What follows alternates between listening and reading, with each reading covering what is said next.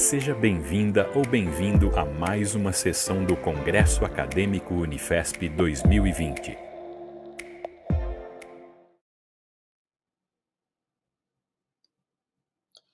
Boa tarde a todos e todas. Eu quero dar início à nossa sessão da tarde do Congresso Acadêmico da Universidade Federal de São Paulo, no nosso terceiro dia do Congresso, e aqui na Sala 1, nesta sessão, que é a sessão 61, em que nós vamos abordar a cooperação e a inovação social em tempos de pandemia. Para esta sessão, nós temos a presença luminosa, e quero agradecer de antemão as presenças aqui dos palestrantes. A Luísa Helena Trajano, que fará daqui a instantes a sua apresentação, a Maria Alice Setúbal, mais conhecida como Neca Setúbal, o Preto Zezé, que estará também aqui conosco nesta sessão, o Dom Ideobrando Brito de Miranda, que irá também falar, e, por fim, a secretária Patrícia Ellen, que ainda não está conosco, mas que adentrará a sala daqui em instantes. Então, é com muita honra, muita satisfação que eu reúno aqui representações muito importantes da nossa sociedade, trazendo as suas contribuições e falando principalmente do quão importante é a organização da nossa sociedade civil, a cooperação entre a sociedade civil organizada e as nossas universidades, como a Universidade Federal de São Paulo, para a redução das desigualdades, para o enfrentamento de uma pandemia de proporções que nós não imaginávamos, e também para que nós tenhamos possamos produzir a saúde, e especialmente a saúde pública. Eu quero passar a palavra à Luísa Helena Trajano. A Luísa, todos conhecem, é uma importante e muito engajada empresária da nossa sociedade. Ela é presidente do Conselho de Administração do Magazine Luiza, foi responsável pelo salto de inovação e crescimento que colocou o Magazine Luiza nas décadas que sucederam depois da fundação entre as maiores varejistas do Brasil. Ela também atua como conselheira em 12 diferentes entidades, entre elas o Instituto para o Desenvolvimento do Varejo, o IDV, a Fiesp, a Unicef e o Grupo Consultivo do Fundo de População da ONU no Brasil. Ela também é presidente de um grupo muito importante, muito atuante, que se chama Grupo Mulheres do Brasil. É com muita satisfação que eu passo a palavra, então, à nossa querida Luísa Helena Trajano. Por favor, Luísa, a palavra é sua.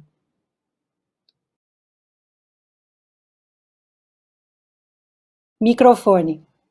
Abrir o microfone, por favor. Não, já abri. É porque eu fecho e esqueço. Obrigada, né? Obrigada, Soraya. Parabéns por esse congresso tão maravilhoso, que a gente se reinventa, né? De repente tem que fazer ele. Estou sabendo com o maior sucesso aí, com um número muito grande de gente. Prazer estar com a Neca, essa mulher espetacular que tanto faz pelo Brasil. Preto Zezé, que eu nunca tive o prazer de estar, não sei, de saber da vida dele. Que bom estar com você aqui hoje. O Dom Ideobando também. E agora mesmo com a minha amiga Patrícia Ellen, que é uma pessoa que tem trabalhado tanto.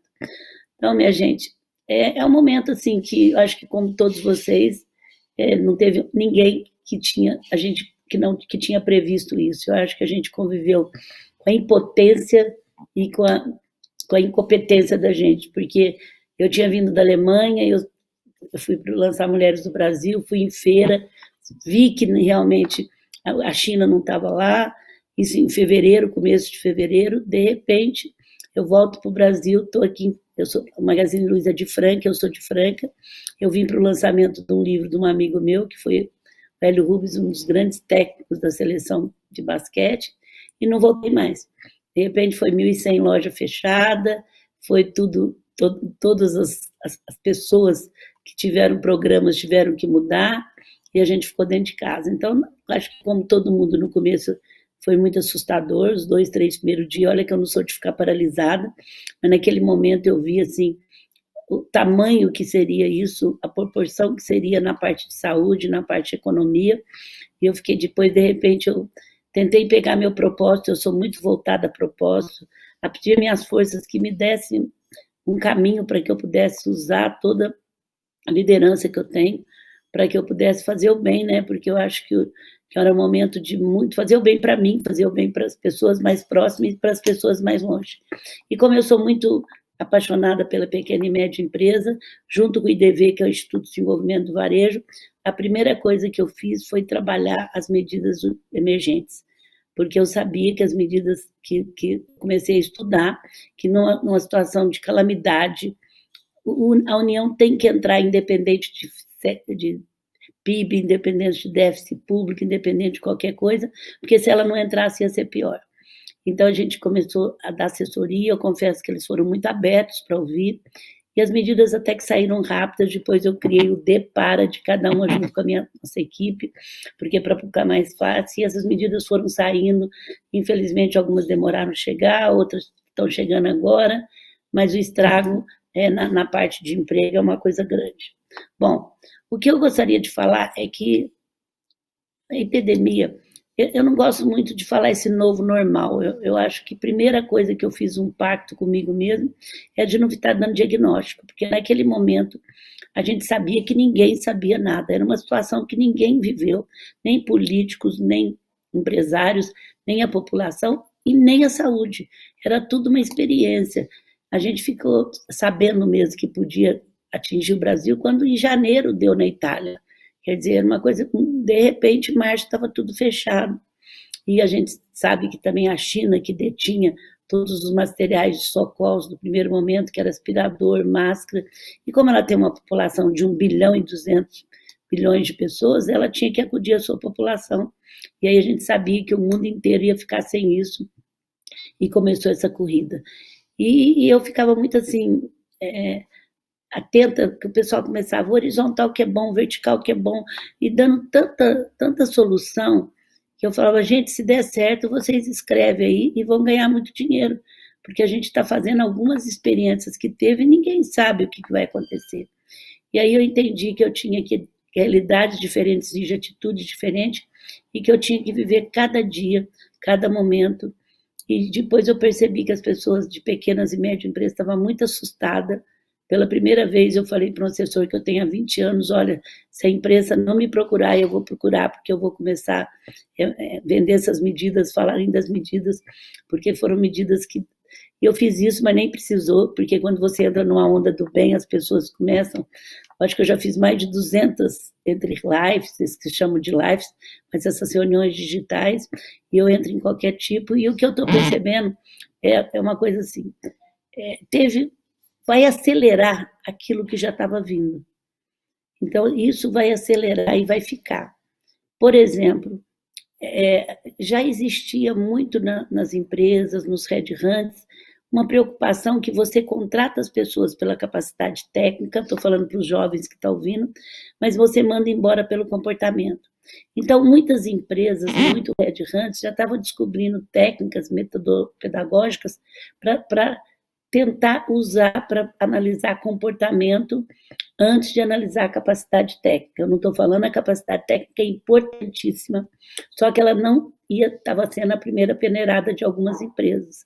Você fazia um teste escuro para analisar bem o comportamento, como é que as pessoas reagem perante uma situação, como é que elas têm a interação com o outro, como é que ela lida com o estresse, e para depois, lógico, que vinha a capacidade técnica que é indispensável. O que aconteceu agora? Nesse momento, uma das transformações que a gente sente que pode estar existindo é que as pessoas estão saindo daquele ter desenfreado, para entrar no ser. E à medida que você leva o ser, cada vez mais vai ser, para os jovens que estão assistindo, vai ser importante o equilíbrio emocional, a forma como você lida com o outro, a sua generosidade, que é você entender a dor do outro. Então, isso foi uma coisa. E por que que isso está entrando? Porque, minha gente, descancarou uma coisa que todo mundo já sabia, mas não sabia e parecia que não existia, que era a desigualdade social. Eu acho que isso foi descancarado, e isso mexeu muito com as pessoas, porque você não pode estar bem, como você sabe que a maioria da população, naquele momento, não tinha nem o que comer, e que na maioria da população morava num cômodo de 10 pessoas e que se um desse o Covid, como é que ia fazer com os outros? E aí acelerou uma coisa que eu acho que a Neca pode até falar melhor que eu e os outros, mas acelerou a cultura da doação, que no Brasil era muito ruim. Foram várias empresas, várias famílias que se ofereceram e doaram. Mas, Luísa, será que isso vai ficar? Eu vou explicar por que vai ficar. Porque a cooperação e a cultura da doação foi muito interessante, porque foi um aumento de nível de consciência das pessoas. E as famílias e tanta empresa, nossa família foi uma das primeiras que doaram, elas foram para ação para fazer. E quando você vai para ação para ajudar o outro, para fazer o bem, você faz bem melhor para você mesmo. Você começa a ver que isso é um princípio muito legal, que isso é uma coisa que te ajuda. Aí eu lembro do meu amigo Gilberto Menstrai, que fala você é do tamanho daquilo que você compartilha. Então você fala que não, vê que não é um trabalho que você está dando, você está recebendo. Então aumenta esse nível de consciência que você pertence, que aquilo lá é seu. E aí a gente traz de volta a escravidão no Brasil, né, gente? Que a gente paga um preço muito grande. Nós tivemos maior anos de escravidão, nós tivemos negros, maior quantidade de negros que vieram, gente, diferente dos refugiados. Eles não queriam vir para o Brasil, eles vieram amarrados, pois eram vendidos. E nós tivemos o maior tempo de escravidão, um dos países que mais demorou a escravidão, e tivemos uma abolição muito ruim, onde jogava o pessoal na rua sem comida, sem teto, sem escola, sem estudo, sem dinheiro e sem trabalho. Então, assim, e aí foi nascendo essa quantidade de desigualdade social no Brasil, e que eu acho que a epidemia trouxe agora para a gente uma consciência de que nós somos tão responsáveis como governo, como qualquer um. Uma outra coisa que acelerou foi o senso de comunidade da população. Acho até por causa da escravidão, a gente teve muito dois papéis. Eu compro e te mando e eu obedeço. E nós não tivemos esse papel que a gente chama de protagonista do seu país. Isso era uma coisa que eu sentia muito. Eu sou apaixonada pelo Brasil. O Magazine Luiza canta o hino nacional toda segunda-feira em suas 1.000 e tantas unidades. Meus filhos conheceram o Brasil antes de conhecer fora do Brasil. Isso me deixava muito triste, porque eu sempre achei que o Brasil era meu e que eu tinha junto que assumir. E isso hoje eu vejo, eu não sei a que grau que vai ser isso, mas aumentou o senso de comunidade, e eu nunca vi tanta cooperação de todas as camadas e de todas as áreas, e que eu já vi. Mulheres do Brasil tem 20 comitês que trabalham muito, e um deles é o comitê de bairros. Gente, o que essas mulheres são ministras da economia, o que elas trabalharam, você dá uma ajuda financeira, mas o que elas distribuíram, o que elas fizeram na sua comunidade foi milagre. O que Paraisópolis fez de ter prefeito por quarteirão, de tratar a ambulância 24 horas, tudo nascendo da própria comunidade. Lógico que todos os órgãos ajudaram, o governo ajudou, a família ajudou muito. E as famílias começaram assim, gente, e as empresas. Olha, eu só quero dar para coisas que vai ficar. Hospitais, respirador, raio-x. A gente quer dar para uma coisa que vai. Nenhuma que doaram tiveram que dar 10, 20 ou 30% imediatamente para a cesta básica. Porque, na realidade, as pessoas estavam passando fome. Era aqueles, mais ainda, era aqueles que vendiam o artesanato na praia, ou o que carregava mala, era aquele que fazia tanto o autônomo, que de repente não teve dinheiro para o café do próximo dia.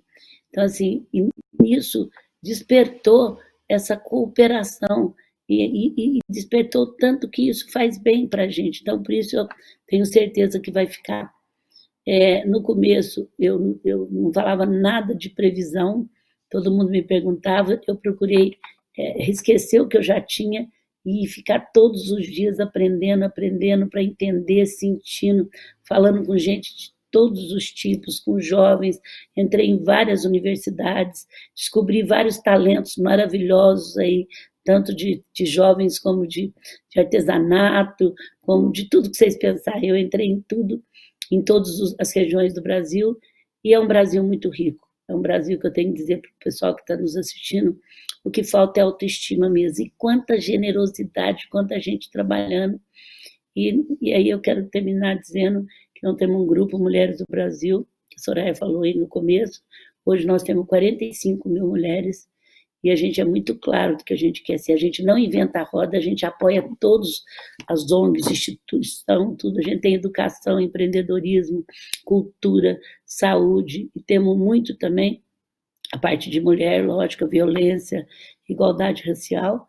E quero dizer para vocês que o grupo mais está... O grupo tem um objetivo, uma missão bem clara, ser o maior grupo político apartidário do Brasil. Enquanto mulheres do Brasil, nós não podemos defender nem falar nada, e o que a gente já estava estudando fazia tempo, juntando com todos, que a gente não inventa a roda, educação. A gente entendia que tinha que passar pelo resgate do professor, a gente ia fazer esse ano, não deu, e faz mais de 3 anos que o nosso Comitê de Saúde, eu já tinha falado isso muito nas minhas palestras, que o melhor sistema de saúde do mundo é o SUS. E saúde para todos é uma igualdade social, é um dos pilares da igualdade social, como é a moradia, como é a segurança, como é a educação e como é o emprego, né? São pilares que desenvolvem. Então, e aí a gente, Mulheres do Brasil entrou bem pesado nisso, a gente está fazendo estudos muito grandes, estamos envolvendo todo mundo, e a gente precisa transformar o SUS junto com todos, sem brigar em políticas públicas de gestão. Porque se você tem um bom sistema, se está na Constituição, você tem que fazer ele funcionar, informatizá-lo, digitalizá-lo e fazer informar. Então, só isso que eu queria falar para vocês, depois a gente vai ter oportunidade, mas que nesse tempestade, nessa coisa assim, assustadora, tem noite que a gente acordava e falava, não, eu estou sonhando, isso não existe. Paralisou o mundo, né, gente? Fechou a Disney, fechou os museus da França, fechou o Vaticano, enfim, fechou Nova York, que a gente, loja lá é cedo, à tarde, à noite, domingo e sábado. Eu ajudei como voluntária no Comitê Olímpico Rio 2016, que é montar as Olimpíadas. Gente, vocês não imaginam o que é transferir uma Olimpíada 3 meses antes. Não, assim, quando eu lembro no Japão, me dá até arrepio. Então, é uma coisa séria, que mexeu com todo mundo, mas deu condição de muita gente voltar para si mesmo, voltar para sua família, voltar para a convivência. Muitos maridos há anos não almoçavam em casa, muitas executivas também tinha pouco tempo, e de repente teve que voltar. Bom, eu acredito que a mudança também, os escritórios nunca mais vão ter o mesmo tamanho, você não vai pôr uma pessoa viajar só para montar uma reunião, os homes, os apartamentos menos de 30 metros vão ter um lugar para home. A minha grande dúvida e a minha grande preocupação hoje é o seguinte: a cultura só se faz, o propósito, a cultura, a cola, a presença física. Como fazer essas duas coisas, que eu acho que tem como criar um propósito, uma cola, uma ligação entre as pessoas e ter a produtividade que teve. Eu jamais poderia ter feito o que eu fiz se não fosse através da conexão digital. Então, é isso que eu queria falar com vocês, mas eu estou falando com muitos jovens, e nesse momento eu só posso falar para vocês que vocês precisam assumir o Brasil, precisam assumir a diversidade, porque hoje as empresas vão ter que ter isso, mesmo que elas não quiserem, elas vão ter, e eu estou sentindo em vários movimentos que eu tenho. Então, e os jovens vão ser muito, dentro desse comportamento, a se testemunhar como é que eles lidam com tudo isso. Mas é isso, Soraya, eu acho que depois eu posso falar um pouco mais conforme as perguntas. Muito obrigada, Luísa. Excelente início da nossa sessão.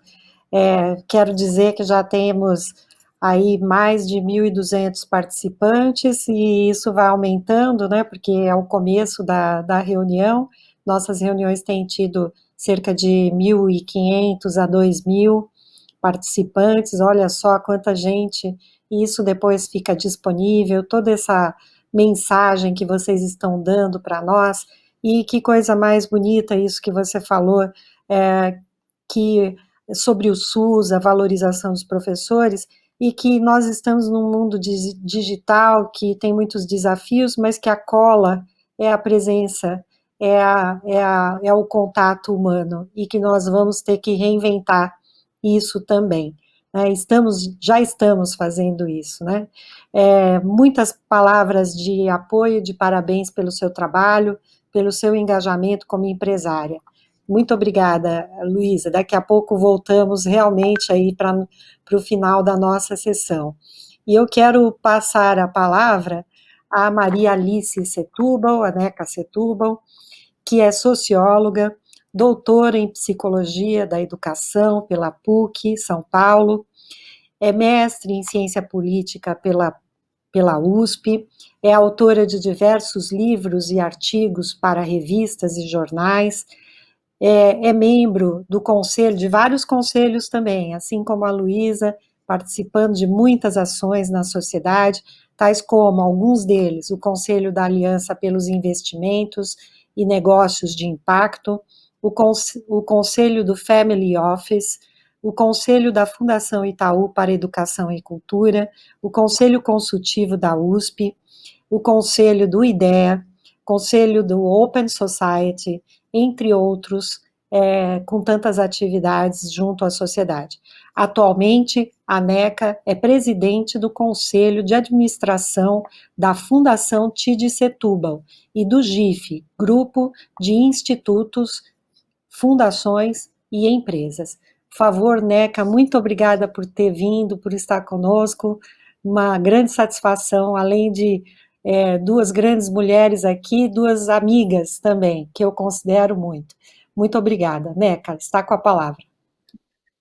Muito obrigada, Soraya. Realmente é um prazer enorme estar aqui junto com vocês. E essa mesa, ela sintetiza muito do que eu acredito, né? E você, eu acho que é uma reitora que se abriu muito rapidamente para a sociedade, já antes da pandemia, e eu acredito muito que essa pandemia, ela nos traz a emergência dessas construções coletivas. Então, é a universidade, é o setor privado, são as fundações, são as organizações de base, as igrejas e os governos, né? Eu acho que as soluções são soluções que terão que ser coletivas, porque a gente está vendo a complexidade do mundo que a gente vive hoje, a complexidade que não é só do Brasil, é do mundo. Então, nós vamos ter que fazer essas articulações internamente aos países e globalmente para encontrar saídas para a saúde, para aquecimento global e tantas outras questões, né? Então, acho que essa síntese que você nos trouxe aqui, nos colocou juntos, para mim, é a síntese que vai ter que encontrar soluções para a gente sair e construir uma sociedade mais justa, né, e mais solidária. Então, eu agradeço muitíssimo estar aqui junto com esses meus companheiros de mesa, que eu admiro muito, né? E eu acho que, como a Luísa já trouxe, esse momento, ele descortinou vários pontos da sociedade, né? E o primeiro deles foi, assim, uma vontade de ajudar, uma responsabilidade dos cidadãos pela a pandemia, no sentido de apoiar a saída da pandemia, apoiar aqueles que estavam sendo mais atingidos. Isso aconteceu no mundo todo e no Brasil também, e eu fico muito satisfeita, porque eu sou uma pessoa que sempre fiz críticas, porque que nós não temos mais uma cultura de doação tão forte como outros países. E nesse momento, a sociedade brasileira, ela realmente compareceu e trouxe, nós tivemos praticamente quase 6 bilhões de recursos doados em 3 meses, E se a gente tem em conta que o censo do GIF mostra que durante um ano inteiro o montante de doações são 3 bilhões, nós vemos que nós tivemos o dobro de doações do que em 3 meses do que um ano inteiro. Então é bastante. E eu acho que, como a Luísa falou, a pandemia, essa doação, ela vem em direção ao que a pandemia escancarou, que foram as desigualdades sociais, que acontecem há séculos no Brasil. Mas, especialmente em São Paulo, as periferias são muito distantes. Com exceção de Paraisópolis, as demais comunidades e favelas são muito distantes, diferente do Rio de Janeiro ou de outras capitais. Então, se você quiser viver no centro expandido de São Paulo, você não vai ver as periferias. Só que com a pandemia, a mídia trouxe todos os dias e continua trazendo a vulnerabilidade das nossas populações, né? E, por outro lado, eu acho que o bonito do que a mídia descortinou e que é a realidade brasileira foi também mostrar a liderança das comunidades, a liderança das favelas, a liderança das periferias brasileiras. Então, são líderes que já atuam há muito tempo, mas que tiveram visibilidade e mostraram soluções maravilhosas, criativas. A Luísa já citou Paraisópolis, o Zezé vai trazer aqui o exemplo da CUFA, é incrível o que a CUFA fez no Brasil inteiro, de uma forma rápida, transparente. Nós temos casos na Zona Leste, no Jardim La Pena, onde a Fundação Tite Setúbal atuou, que o conjunto de mulheres se articulou para se autodenominaram como guardiãs do bairro e estão cuidando da comunidade, distribuindo as doações, buscando os idosos, as crianças, as pessoas que precisam. Então, nós conseguimos visibilizar soluções que vieram das periferias, de líderes das periferias para as próprias periferias.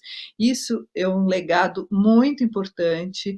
E o outro legado, junto com isso, foi a visibilidade, essa visibilidade das lideranças e das organizações, elas puderam se articular com as empresas, com as fundações. Então, acho que foi muito rico para as empresas, para as fundações enxergarem e poderem escutar o que essas periferias estão precisando, o que essas comunidades estão precisando, qual é mesmo a necessidade, e não vir de um olhar de cima para baixo, mas sim a capacidade de escuta e de ver quantas lideranças e quantas organizações de base nós temos nessa sociedade civil. Então, isso foi fundamental, acho que é um legado muito, muito importante, que certamente vai continuar, né? Na Fundação Tite Setúbal, a nossa experiência, quer dizer, a nossa missão é o desenvolvimento, é focar no desenvolvimento das periferias urbanas e o enfrentamento das desigualdades sociais, né? Essa é a nossa missão como um todo. Na pandemia, nós temos uma prática local e uma prática de fomento a diversas organizações. Então, no local, no Jardim La Pena, a gente tem um galpão em parceria com a Sociedade de Amigos de Bairro da região, e a gente fez diversas uma atuação de doações, de cartões, livros para as crianças. A gente articulou várias organizações do bairro e aí fizemos uma ação muito da assistência social, que não é o nosso foco principal, mas nesse momento, sim, a gente entendeu que era super importante toda essa prática de assistência social, de doação de cartões de alimentação, de vale e outras doações. No campo do fomento, eu acho que tem um braço de apoio à pesquisa que me parece fundamental nessa articulação, né? Trazer as universidades. Então, eu falo com muita alegria que a Unifesp, a gente já tinha um contrato com a Unifesp, eu fiquei impressionadíssima a rapidez com que logo no começo da pandemia eles nos buscaram para falar, vamos reorientar o nosso contrato, a nossa atuação e muito rápido criar um edital que para nós foi um modelo de edital, onde se buscou pensar, analisar, a ideia da pesquisa é analisar os impactos da pandemia e também os formatos, né, de grupos de apoio, acompanhar isso e ver qual foi o impacto desses grupos, dessa rede de ajuda mútua no Covid nas periferias, nos territórios de alta vulnerabilidade. Então, tem um envolvimento em 8 territórios, são 60 bolsistas, 30 professores, enfim, eu acho que é um projeto muito, muito bonito, e a gente, na Fundação TID, a gente sempre colocou esse projeto como, olha, gente, olha capacidade rápida e vamos pensar nesse formato, né? A gente apoia também o SEBRAP, no núcleo afro, então pensando como o Covid impacta a população negra.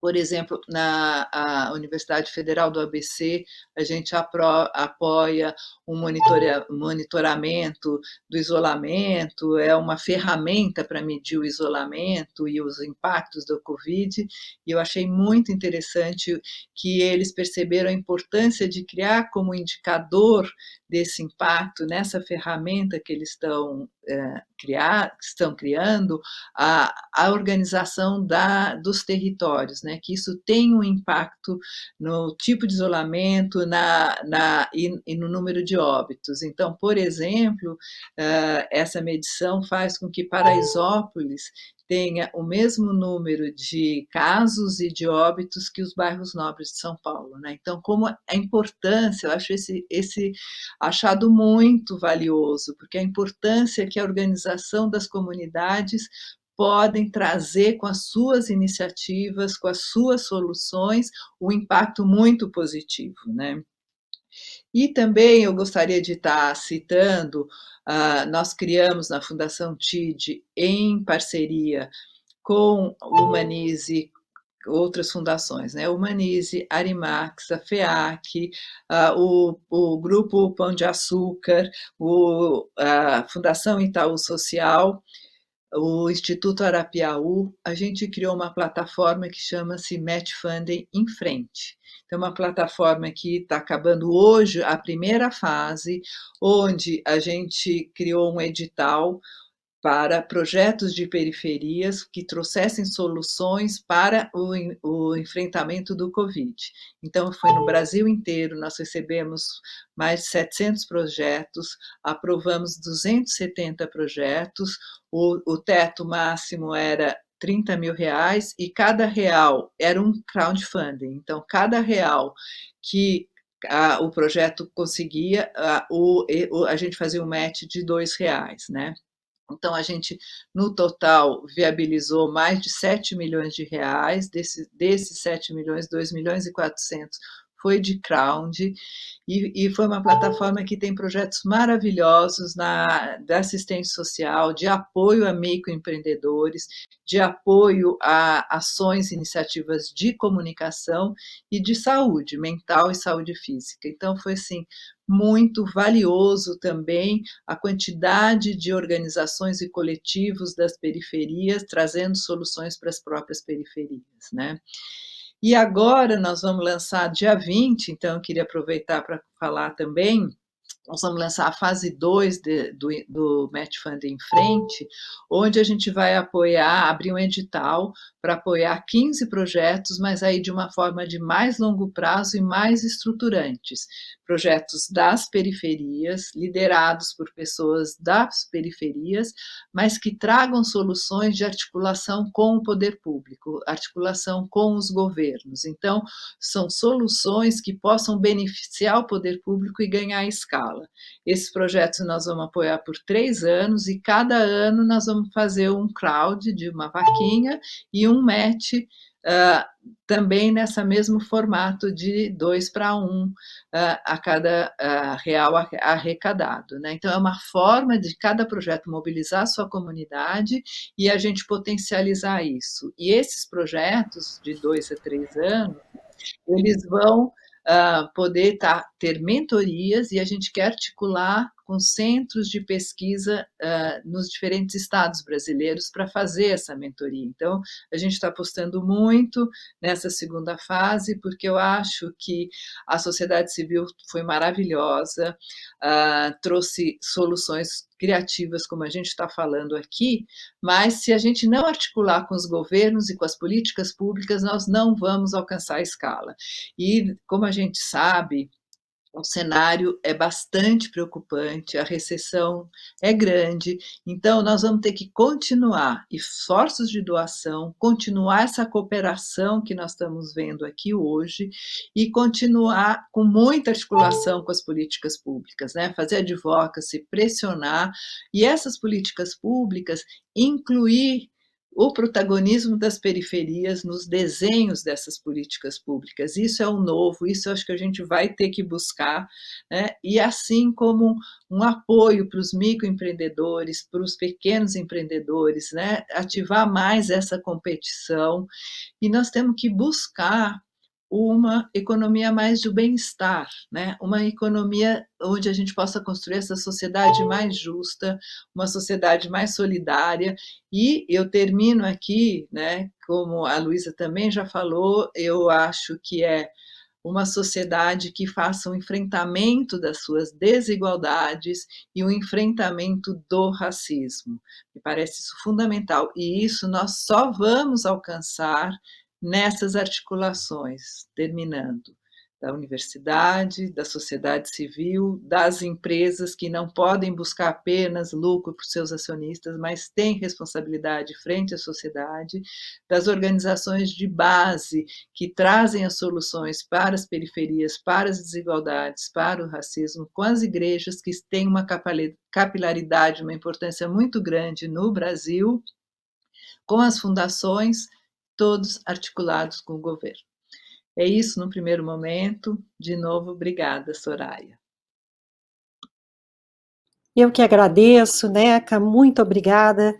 Excelente esta colocação, um mundo de coisas que você apresentou aqui, de ações junto à sociedade, mas o quão é importante que nós tenhamos tudo isso articulado com políticas públicas, porque nós realizaremos mais, né? Os empresários engajados, a consciência social, este envolvimento de toda a sociedade, soluções que vêm das periferias para as periferias, mas tudo isso tem que ser articulado com as políticas públicas, como você bem falou. Muito obrigada, e vamos dar continuidade à nossa mesa aqui, tão rica, tantas colocações tão importantes. E agora nós vamos ter a participação do Preto Zezé. Ele é um ex-lavador de carro nas ruas de Fortaleza, rapper, empresário, produtor cultural, repórter no quadro Talentos da Comunidade, na TV Verdes Mares, que é afiliada da Rede Globo no Ceará. É escritor, autor de livros como A Selva da Pedra, A Fortaleza Noiada, de 2014, e entre outros livros, como também Das Quadras para o Mundo, de 2019. Consultor em planos de oportunidades para governos e empresas. Preto Zezé também é CEO e fundador do LIS, Laboratório de Inovação Social, ativista de uma agenda positiva nas favelas para transformar o estigma em carisma e vencendo as dificuldades, transformando as dificuldades em oportunidades. Ele é doutor nas ruas do Brasil e pós-doutor em conexões de potências e compartilhamento de oportunidades. Muito obrigada, gostei muito desse doutorado. Eu também vou querer fazer. É muito, muito, muito, muito bom. Muito obrigada, Preto Zezé. Está com a palavra, por favor. A palavra é sua. Ô, professora Soraya, obrigado, em primeiro lugar, pelo convite, desejar uma boa tarde. Fico feliz aqui de olhar na tela e majoritariamente terem mulheres, né, que a cada dia mais a gente vê que se as mulheres não estiverem à frente das lutas, as lutas ficarão pela metade. Já falou um pouco de onde eu venho, eu sou de Fortaleza, Ceará. Eu queria falar um pouco do surgimento da CUFA, a Central Única das Favelas, que obteve um destaque muito grande agora devido às ações, mas a gente já está trabalhando nas favelas há mais de 20 anos, há mais de 2 décadas, principalmente formando liderança nesses territórios, construindo uma agenda positiva, promovendo diálogos para inverter e para reduzir as desigualdades nesses territórios, uma luta nossa. A nossa luta básica é que as favelas acabem, mas até que elas não acabem, trabalharemos arduamente, incansavelmente, para que elas tornem lugares melhor da gente viver. Nós fizemos, como como diz na linguagem empresarial, a reconversão da matriz produtiva. Em períodos do Covid, ele nos obrigou também a fazer a reconversão da matriz de atuação. Acho que todo o terceiro setor passou por essa dificuldade, as lideranças, né, no primeiro momento. Na primeira semana, a gente já chamou todos os nossos colaboradores e quem tinham parentes em risco, grupos vulneráveis, né, hipertensos, obesos, pessoal com diabetes. A gente pediu para as pessoas irem para casa. Pegamos as nossas sedes e transformamos em centros de logística, distribuição e organização das ações emergenciais.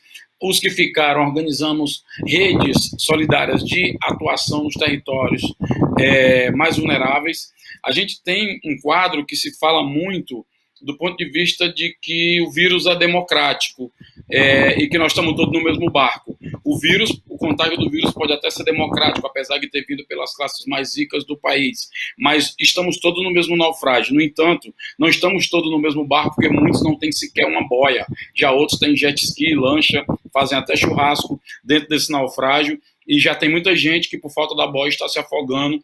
E no quadro que nós estamos vendo hoje, já tem até um recorte de quem são essas vítimas, que são homens negros de favela, que estão sendo as mais atingidas. Nesse quadro, as favelas, elas serão as mais atingidas, porque nós estamos vendo agora, inclusive, uma crise sanitária de saúde. Mas antes disso, com o número de desempregados que nós tínhamos, de 14 milhões, no início do ano, com mais da metade da população de favela vivendo autonomamente, você teve uma quebra na economia devido à circulação de pessoas, em que você já teve um problema econômico de saída. E aí você tem um quadro mais agravante quando você vai olhar as medidas tomadas pelo governo, que gerou uma confusão tanto de comunicação como no diálogo com a sociedade, que eu acho que já é o primeiro problema e um desafio que nós vamos ter, é como é que nós retomamos a potência e a construção de uma agenda pública que seja da sociedade, não de um partido, e não de um político, e não de um gestor da ocasião. E aí você tem um problema seríssimo, que é o tal do isolamento social, onde parte das pessoas que são trabalhadoras, que vêm desses lugares, elas sequer têm direito a isolamento social, porque elas têm que manter os serviços essenciais, que a menina que trabalha no supermercado, o cara que trabalha no posto de gasolina, que faz a entrega do aplicativo, o outro que limpa a rua, e as pessoas estão em contato direto, né, com o vírus, correndo risco. A outra parcela da população, que é a que já é isolada socialmente de direitos, essa aí é que não teve, porque, se você olhar do ponto de vista das responsabilidades e obrigações do Estado, do ponto de vista da política pública, a ausência é tremenda nesses territórios. Nós vejamos o seguinte: a comunicação que é feita é extremamente distante de uns territórios onde você tem em torno de 40% das pessoas que não têm acesso regular à água nem a sabão. Então você imagina o básico, que é a prevenção de lavar as mãos, as pessoas não têm acesso. Então isso já é uma coisa muito grave do ponto de vista de você fazer uma política mais na ponta de prevenção. A gente hoje conseguiu construir uma rede de mais de 5 mil favelas.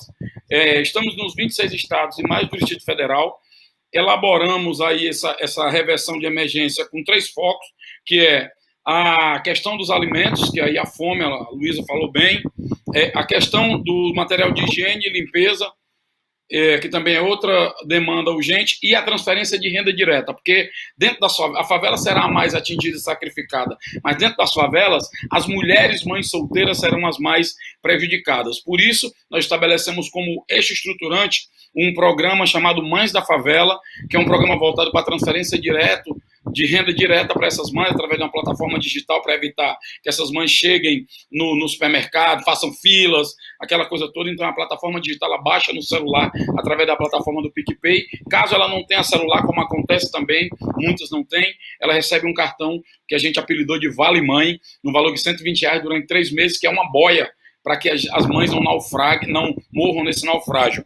E o que a gente tem visto é que, apesar de ser a parte mais sacrificada, as mulheres têm dado um resultado e têm mostrado que são uma possibilidade real de superação e de enfrentamento dessa dificuldade, tanto econômica, porque ela divide o dinheiro ali no comércio, parcela a dívida no boteco, parcela as compras, divide o que é mais prioritário, como de proteção social, porque desencadeia uma rede de proteção de crianças e idosos, e também de tempo livre e engajamento para essas mulheres, já que, né, nos territórios de favela, segundo pesquisas nossas do Data Favela, 87% delas perderam toda a possibilidade de negócio econômico. A mulher que vende produto da Mary Kay, produto da Boticário, da Avon, e ela não tem como vender mais, porque ela está presa, o salão de cabeleireiro que fechou, e essas atividades todas. No entanto, e no final do mês, inclusive, essas mães não terão como honrar suas contas fixas. Então, quando a gente colocou recurso financeiro nessas mulheres, e nós já chegamos a um número aí bastante significativo, nós atendemos mais de 3,5 milhões de pessoas, convertendo em recursos financeiros. Nós atingimos um volume de 111 milhões de reais que estão sendo direcionados diretamente para esses territórios. Uma das coisas, só para você ter ideia, em São Paulo, nós estamos em mais de 250 favelas, no Rio em mais de 300. E aí a CUFA acaba se tornando a interface entre territórios invisíveis e públicos vulneráveis que precisam urgentemente de uma ajuda e grandes empresas que querem ajudar em escala, com eficiência, e atingir focalmente essas pessoas que mais precisam. E aí eu vi muito um debate sobre a postura insensível de empresários que tiveram grandes faturamentos e mesmo assim demitiram um pai de família e trabalhadores, mas é preciso registrar que um grande grupo de empresários, de empresas e fundações, né? Aí eu pego o exemplo da Luísa, que para mim é muito simbólico, o maior prazer e honra e alegria estar aqui com ela, porque ter ela como uma referência de que a economia e a defesa da vida, elas não são rivais, pelo contrário, são complementares, porque se as pessoas agora adoecem, o dinheiro que elas vão ter, o pouco vai ser para comprar remédio, elas vão ter que ficar em casa, vão estrangular o sistema de saúde e a economia não se aquece. Então é preciso reconhecer e botar luzes também nas potências e nas coisas que estão dando certo e que estão produzindo parcerias e sinergias importantes.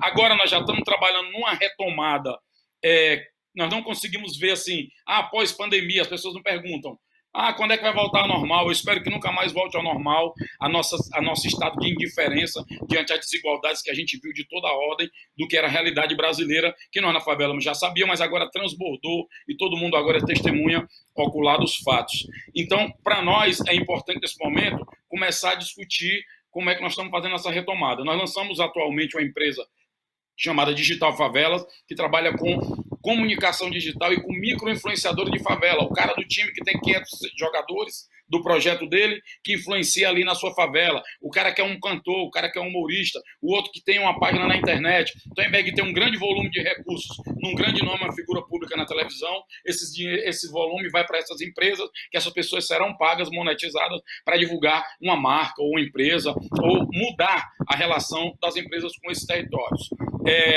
Por finalizar, eu acho que aí é uma coisa que a gente deixa como pauta para ser discutida. Nós vivemos um momento muito difícil. Eu acho que até as reflexões dos economistas de todas as matrizes ideológicas estão claro que o foco é o combate à desigualdade. A renda básica é uma das propostas de um documento que nós lançamos há 4 meses atrás, de 14 propostas emergenciais para o enfrentamento da pandemia nas favelas. Está no nosso site, inclusive, www.org.br. Mas eu acho que o grande desafio agora vai ser construir uma agenda pública, e aí aqui tem que dar as mãos todos os parceiros, foco na unidade, uma centralidade no que nos une, uma paciência no que é divergente, às vezes até oposto, mas é preciso que o Brasil agora dê as mãos, porque nós vamos para uma dificuldade econômica, talvez uma recessão de 2 dígitos, 25 milhões de desempregados. Infelizmente, chegaremos a mais de 100 mil mortos por falta de uma coordenação nacional, de uma política de foco em respeito à ciência e às evidências para proteger quem mais precisa, e a construção de uma agenda pública, e a gente já tem sinais dela que é possível. Por exemplo, o auxílio emergencial, que era R$200, houve uma mobilização na sociedade que levou ela para R$600. No Senado agora estão discutindo a renda básica permanente para esse processo.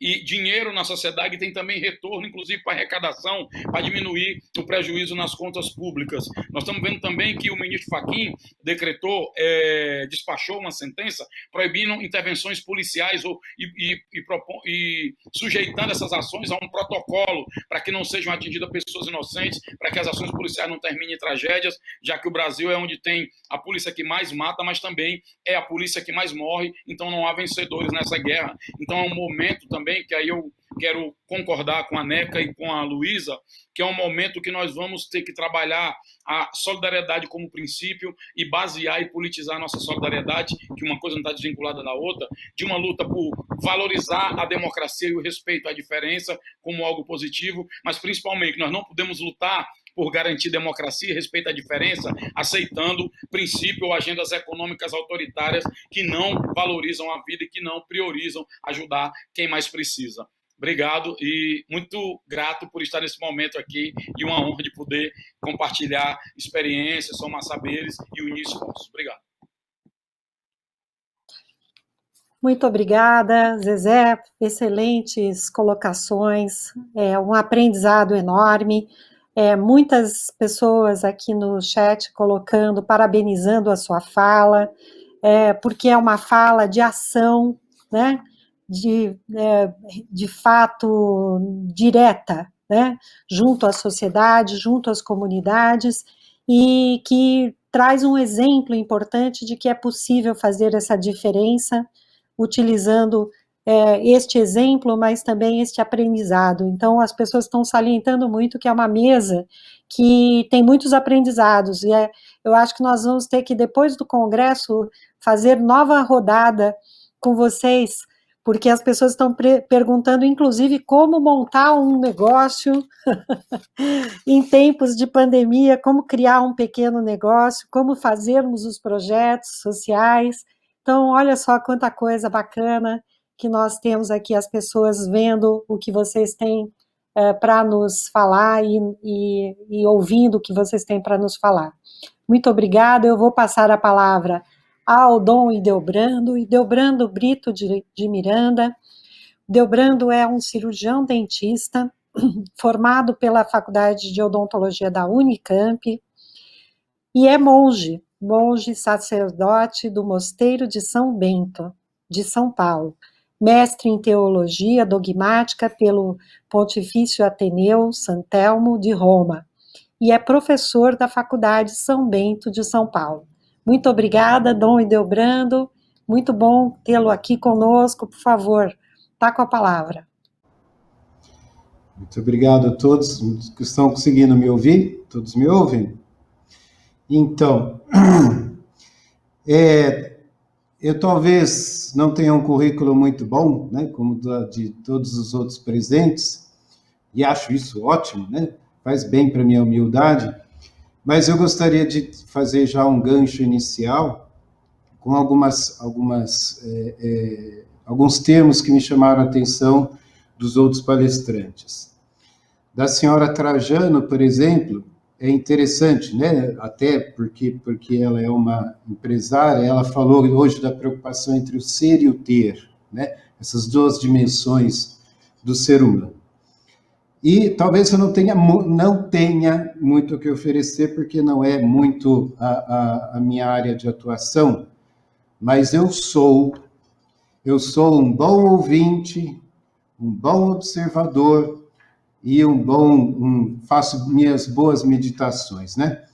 Hoje ouvir já é uma grande coisa, que a gente vê até que nas propagandas do celular se propõe só que você pode falar, não que você possa ouvir, né? É uma coisa que hoje não existe mais, né?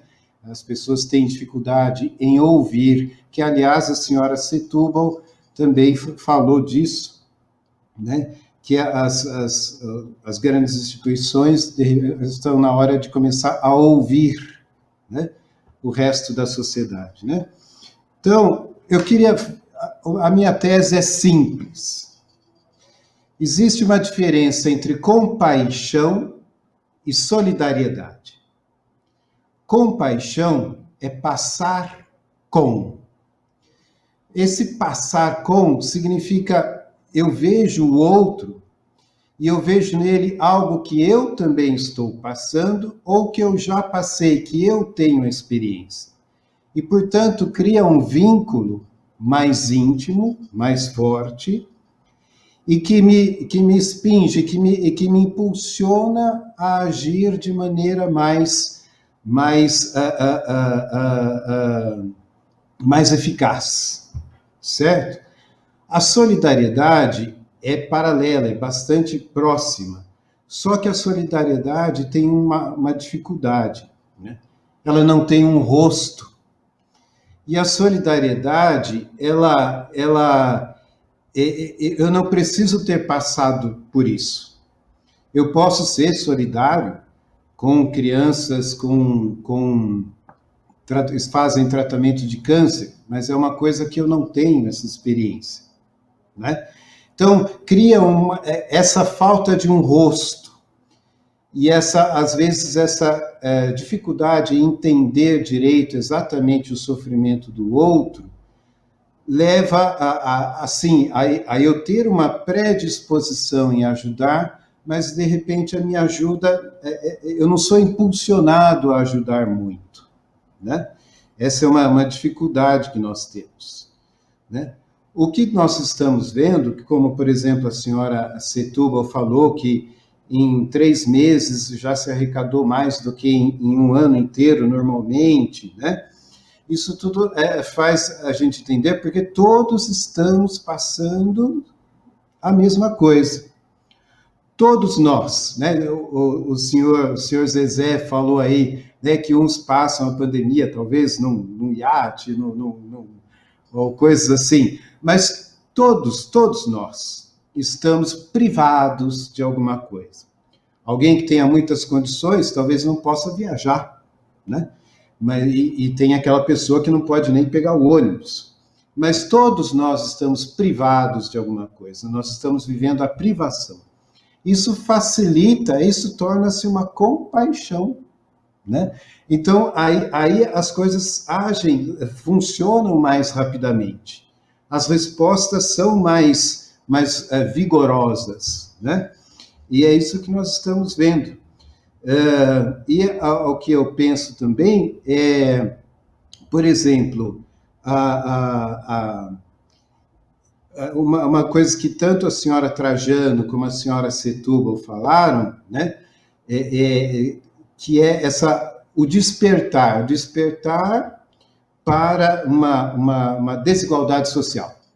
Todos nós estudamos, todos nós vemos, mas parece sempre algo distante. Quando nós percebemos, como o senhor Zezé falou, que tem a pessoa de boas condições financeiras que teve a doença, porque até, de repente, ela mesma trouxe a doença aqui para o Brasil, hoje também tem a pessoa, né, como ele disse, talvez o homem negro, né, de uma comunidade simples, que está com a mesma doença, né? Então, a gente percebe aquilo que parece uma desigualdade, como a senhora Setúbal falou, que, por exemplo, em São Paulo, parece que as periferias são muito longes, né? As comunidades são muito longes, não parece parte da minha realidade. Hoje, de certa forma, é muito próximo, né? Então, tudo isso estimula a solidariedade, que eu hoje chamo mais de compaixão. Nesse momento, eu chamo mais de compaixão. Estamos passando juntos. Eu passo com, seja o milionário, seja a pessoa muito simples. Todos nós estamos sofrendo privação, certo? Então, uma coisa porque uma das coisas que foi colocado lá no convite, né, e que o senhor Zezé falou também, e que eu peço encarecidamente, não deixa a bola cair, não deixa a peteca cair. Aproveita esse período e leve avante, né? Cada vez mais. É assim, eu fico me preocupando, me pergunto, e o pós-pandemia? O que eu ouço de tantas pessoas que eu converso é aquela lógica simples. Bom, depois que as coisas estiverem mais ou menos normais, eu vou correr atrás daquilo que eu perdi ou que eu estou em atraso na minha programação. Então, usando a imagem do naufrágio do senhor Zezé, é assim, o navio parou, as pessoas desceram nos botes, né? E nós estamos nesse momento, mas já começa o movimento que cada bote vai procurar ou um outro navio para se apoiar ou buscar a terra firme. E nenhum vai se preocupar mais com o outro. Porque primeiro eu vou olhar para mim, eu vou construir a mim. Ah, porque eu tinha projeto de comprar a casa, ficou tudo atrapalhado, agora eu vou correr atrás disso. Então as pessoas, digamos assim, no pós-pandemia, desculpa, tá? Eu não quero ser caveira da festa, mas a tendência, eu creio, que é um recrudescimento, um fechamento, é um endurecimento. Agora cada um cuide de si mesmo, cada um vá em busca daquilo que corra atrás da vida. Agora eu não vou me preocupar mais. Isso me preocupa, né? Uma coisa bonita que foi falada aqui pela senhora Setúbal, que me chamou a atenção, e que o senhor Zezé aí trabalha, é o protagonismo. Protagonismo. A favela é sempre assim, né? Ou a comunidade, as pessoas mais simples, elas são sempre à margem, elas são só aquela estatística, aqueles números, aquelas porcentagens, né? Mas é uma coisa assim, como é que fala? Filosofia, meu Deus, abstrata, é uma coisa abstrata, não existe, né? Então, de repente, é o momento de realmente, pela voz, né? Porque, como diz a senhora Trajano também, é o momento de descobrir isso, né? De descobrir, como diz a senhora Trajano, a cidadania. Nós não somos uma nação, né? Nós não somos, né? Nós somos daqueles que somos ainda colonizados, e nós trocamos Portugal pela Inglaterra, depois Estados Unidos, aí talvez de repente agora a China, e ficamos mudando só, né? E isso também é um problema para nós, para todos nós, porque eu entendo perfeitamente, concordo, que a um primeiro momento houve toda da parte das fundações, das instituições, de toda forma de ajuda, de todas as forças da sociedade, em ser assistencial, em ser paternalista, né? Mas eu tenho um pouco de medo eu entendo, nesse momento foi importante, mas eu tenho um pouco de medo porque as pessoas, grande parte do brasileiro, ele de certa forma, ele se acomoda no paternalismo, porque ele não tem a consciência de cidadão, né? De que não é que ele está ganhando uma migalhinha e ele tem que bater palma, né? Ele é um cidadão, ele tem direito, né? Então isso tem que aproveitar esse trampolim, de certa forma, e fazê-lo dar os saltos, né? E eu gostaria também de pensar como uma meditação, qual é o nosso grande risco? Por exemplo, a senhora Trajano falou, né, dos home office, de repente até a arquitetura de apartamentos vai ser meio diferente, porque cada um vai estar no seu canto, e como que vai ser a questão física, a questão do encontro com o outro, né? Infelizmente, né, na Sagrada Escritura, nós temos São João Batista, né, que foi o maior entre os filhos de ventre de mulher, segundo Cristo, e ele era a voz que gritava no deserto. Ou seja, uma forma de dizer, gritava e ninguém ouvia, né? Se a Escritura fosse escrita hoje, eu acho que a imagem seria uma voz que grita num arquipélago.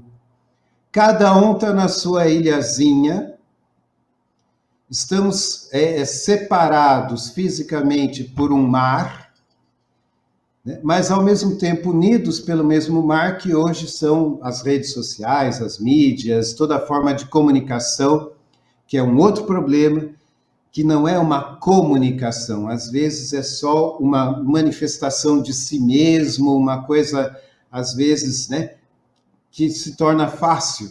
Eu bloqueio o outro e pronto, acabou. Não tem mais problema, né? Então, existe uma dificuldade hoje também, que isso vai, eu acho que tende a piorar pós-pandemia, né? Que é assim, o outro é realmente descartável, é descartável. Eu aperto o botãozinho, ele some da minha vida, né? Então, tudo isso deve ser pensado, né? Deve ser refletido. E eu até, assim, estava pensando hoje, né? Eu fiquei sabendo que tem a senhora Trajano, que é Magazine Luiza, a senhora Setúbal, do Banco Itaú, etc., né? Essas coisas. Nós precisamos, tudo, o homem, eu acredito no ser humano, eu acredito no homem, ainda mais o homem brasileiro, ele é bom, né? Ele tem um coração bom. Mas realmente é tanto sofrimento, é tanta coisa que ele vive, que ele de repente, já vou terminar, desculpa, eu acho que já vou acabar, que ele não percebe, que ele não consegue se abrir muito, né? Então, eu acho que seria bom uma nova abordagem, em vez de falar de solidariedade, assim, falar só solidariedade com o outro, que parece tão distante, todo tipo de propaganda, de abordagem, de comunicação, de convidar o outro a continuar sendo solidário, deve aí com o pessoal de mídia, o pessoal que mexe com comunicação, partir mais dessa ideia da compaixão, né? Não é ajudar uma coisa que está muito distante de mim, é algo que está próximo, que eu passo também, eu passei ou que eu posso passar, né? Aí vai ter fruto. Aí vão ser frutos e vai criar o que a senhora Trajano e a senhora Setúbal falaram também, uma cultura de solidariedade, né, numa sociedade que precisa realmente. Tá bom? Desculpa pelo excesso aí. Muito obrigado pela atenção. Muito obrigada, Dom Ildebrando. É isto aí, vamos convidar a todos e todas para a compaixão, para criarmos uma cultura de solidariedade. Muito boas as suas palavras, que complementam tão bem o trabalho e a ação de tantos, e que continuemos nesta reflexão. Eu agora passo a palavra à secretária Patrícia Ellen. É prazer em tê-la aqui conosco. A secretária Patrícia estava numa outra atividade da coletiva, lidando com as questões da Covid no nosso estado, no estado de São Paulo, e agora presente aqui nesta mesa, nesse debate, nesta apresentação, e apresento também a secretária, que é secretária de Desenvolvimento Econômico, Ciência e Tecnologia do Estado de São Paulo. Ela é formada em Administração de Empresas pela FEA-USP, com mestrado em Administração Pública pela Harvard Kennedy School e o MBA pelo INSEAD. E a Patrícia foi presidente da Optum do Brasil, empresa de tecnologia em saúde do grupo United Health. Ela foi sócia da consultoria McKinsey & Company. Ela é professora de liderança e inovação digital, tendo principalmente no mestrado a sua atuação nesta liderança e inovação digital. Foi membro do Conselho de Desenvolvimento Econômico e Social da Presidência da República e é cofundadora do movimento agora, que foi nomeada Jovem Líder Global pelo Fórum Econômico Mundial de 2016. Muito obrigada pela sua presença, Patrícia, muito bom tê-la aqui conosco. Por favor, a palavra está com você. Muito obrigada, Soraya. Uma honra estar aqui com vocês hoje, e ainda mais, assim, em uma companhia tão especial, com pessoas que eu admiro tanto, a Luiza Trajano, temos aqui convivido bastante nessa mobilização que está sendo feita para o enfrentamento da crise do coronavírus, né, Setúbal, o Preto Zezé, o Dom Ildebrando, e eu não acompanhei o iniciozinho da live, mas estava aqui nos últimos meia hora, 40 minutos, então pude ouvir grande parte aqui das falas e fico realmente muito feliz de estar aqui com vocês. E difícil falar, né, depois do Dom Hildebrando, porque é uma fala assim tão emocionante, tão inspiradora, falando aqui sobre compaixão e solidariedade, e eu estava aqui com alguns pontos de destaque de projetos de inovação social e cooperação que a gente tem visto acontecer, em especial no estado de São Paulo, mas um ponto que ficou aqui, que eu senti de compartilhar nessa transição da fala do Dom Hildebrando, é que um tema tem sido pouco discutido, e até emendando um pouco do que o Preto Zezé falou, né? Ele levantou uma fala aqui que me marcou muito no início, dizendo que fica feliz de ver a maioria de mulheres aqui nesse painel, né? Porque fazer todo esse trabalho de transformação que a gente quer fazer sem mulheres é fazer pela metade. E um ponto que une para mim muito fortemente as duas falas é a importância da liderança feminina no enfrentamento ao Covid-19, né? Não somente no Brasil, mas em todo o mundo, né? Então isso tem sido muito destacado, figuras que têm feito um trabalho muito importante, como a primeira-ministra da Nova Zelândia, né? A gente tem a Alemanha, a Islândia, uma série de países sendo destacados exatamente pela atuação e a importância da liderança feminina nesse processo. E o que me marcou muito, né, eu tenho lido muitas matérias, estudos sobre isso, um traço, uma característica em comum de gestão entre essas líderes que têm feito esse trabalho é exatamente a compaixão. Junto com a compaixão, um trabalho marcado pela transparência, né, e pelo amor. O amor é um ponto tão importante que a gente acaba sempre separando, né, da dureza do trabalho de liderança e gestão pública, mas é muito importante a gente fazer o nosso trabalho baseado em dados, baseado na ciência, e também com muita humanidade. Então, eu acho que esse ponto aqui da importância de termos líderes assim como a Luísa Trajano, como a Neca Setúbal é fundamental. Mas queria destacar, Soraya, a tua própria liderança, né, como reitora da Unifesp. Queria te agradecer, porque faz muita diferença termos aqui mulheres nesse combate, né, e é um caminho que fica menos solitário, vendo gestoras como você executando esse trabalho. Eu não sei se travou aqui, vocês estão me ouvindo bem? Parece que travou um pouquinho. Acredito que sim. Vou continuar. Então, esse acho que é o primeiro ponto que eu queria destacar, a importância realmente de termos mais líderes mulheres, né, no enfrentamento dessa crise e exatamente fortalecendo os pontos que foram trazidos aqui, tanto pelo Dom Hildebrando como pelo Preto Zezé. Trazendo um pouco aqui para o estado de São Paulo, alguns pontos importantes com relação à inovação social e solidariedade. E exatamente antes de me juntar a vocês, nós estávamos aqui celebrando o lançamento do ventilador respirador criado na Universidade de São Paulo por professores da Poli, da Escola Politécnica, em parceria com o Hospital das Clínicas. É um trabalho que foi feito em 4 meses, que a partir de amanhã vai passar a ser utilizado em pacientes com Covid-19. E é um esforço que foi feito com mais de 200 pesquisadores envolvidos, centenas de doadores individuais que apoiaram financeiramente o projeto, e é, de fato, um esforço coletivo. Então, esse é um exemplo mais recente aí da última hora, mas se vocês forem ver todos os exemplos de referência do trabalho que está sendo feito no combate ao Covid-19, envolve muita cooperação e muita solidariedade. E eu acho que, inclusive, esse é um dos grandes legados que a gente pode ter com relação a essa pandemia. Eu concordo com o Preto Zezé que essa pandemia escancarou os nossos desafios, em especial as desigualdades econômicas e sociais que temos.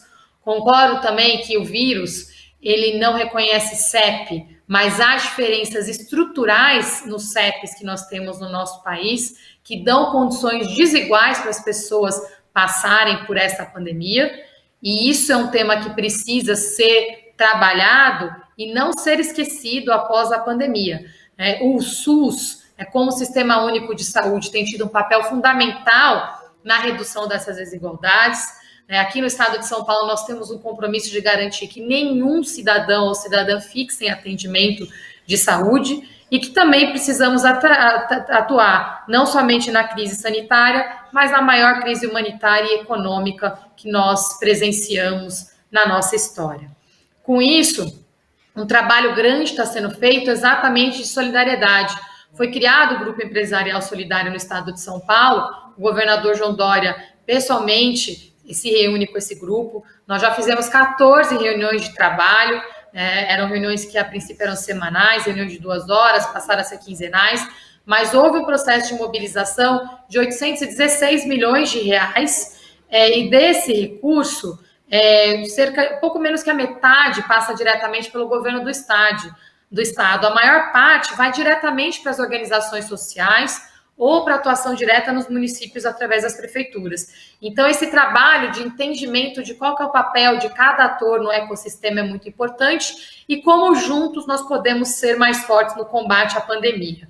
Além disso, há um trabalho que está sendo feito, inclusive, importante dos principais bancos privados, através de um processo de empregabilidade de costureiras e costureiros em favelas e comunidades, para a produção de máscaras. Então, essas pessoas são empregadas, as máscaras são produzidas e distribuídas nessas comunidades. Nós tivemos que criar a maior rede de ação comunitária para a distribuição de cestas básicas, cestas de higiene, e esse processo que foi citado da PicPay também foi muito importante para viabilizar a distribuição do merenda em casa, famílias que tinham seus filhos na escola, que tinham acesso a alimentos na escola, que chegam em casa, falta dinheiro e falta alimento. Então, o recurso correspondente à merenda foi disponibilizado para essas famílias através dessa ferramenta de uma fintech, para acesso direto ao recurso financeiro. E, junto com isso, eu queria finalizar aqui destacando que a cooperação se dá através da mobilização social, mas ela também se dá através da ciência e da tecnologia. Nós temos aqui uma mobilização inédita também, e de uma forma muito integrada, de atores na ciência e na tecnologia, para que possamos enfrentar de uma forma definitiva essa crise. O Brasil se colocou no mapa do enfrentamento da crise no que diz respeito às vacinas, através dessa comunidade.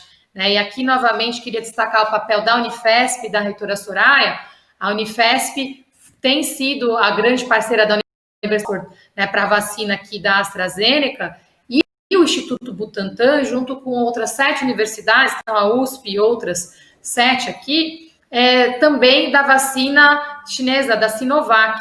Com isso, nós estamos dentro do processo, com papel de protagonismo, das 2 vacinas com maior probabilidade de sucesso que nós temos hoje no mundo, ambas em fase 3, ambas iniciando o teste na população, e ambas aqui avançando como fruto desse processo de colaboração da classe acadêmica, dos nossos institutos, da comunidade da ciência e da tecnologia. O mesmo exemplo que eu dei do respirador também mostra isso. E um último exemplo que eu gostaria de citar é todo o apoio que está se realizando para os empreendedores, através de iniciativas de microcrédito, crédito, há iniciativas de mobilização do setor privado, fundos sendo criados para apoiar empreendedores, do governo também. Mais uma iniciativa me chamou a atenção: a gente lançou um programa de aceleração de startups aqui no governo de São Paulo, chamado Gov, para que a gente pudesse aqui contratar empresas startups e empresas com menos de 250 funcionários, para trazer soluções tecnológicas para o governo. E nesse processo, houve a contratação aqui de uma organização para fazer a gestão, e a curadoria desse programa de aceleração. E quando nós fizemos a mobilização, foi feito um edital, a vencedora, ela que ganhou o edital, ao assumir a gestão desse programa, convidou todas as outras organizações que trabalham com impacto social e inovação para atuarem juntas. E com isso eles criaram hoje, para o governo de São Paulo, o que eu considero ser, assim, não somente inspirador, mas um grande presente, de ter na gestão desse processo de aceleração as 7 melhores instituições que atuam nesse setor. Né? Foi um exemplo voluntário que partiu deles mesmos, de se mobilizarem, de cada um contribuir com o outro, mas eu acredito que, de fato, esse pode ser um dos grandes legados dessa pandemia, um dos legados positivos, né, dessa pandemia, é ver o nível de mobilização que nós temos hoje e do esforço coletivo de todos. No Comitê Empresarial Solidário, eu posso dizer certamente que eu nunca tinha visto esse nível de doação acontecer no Brasil, e posso dizer também que é muito inspirador ver, assim, centenas de pesquisadores, dezenas de organizações se juntando para trabalhar de uma forma mais colaborativa, para que esse impacto seja alcançado, não somente agora, mas no médio e longo prazo.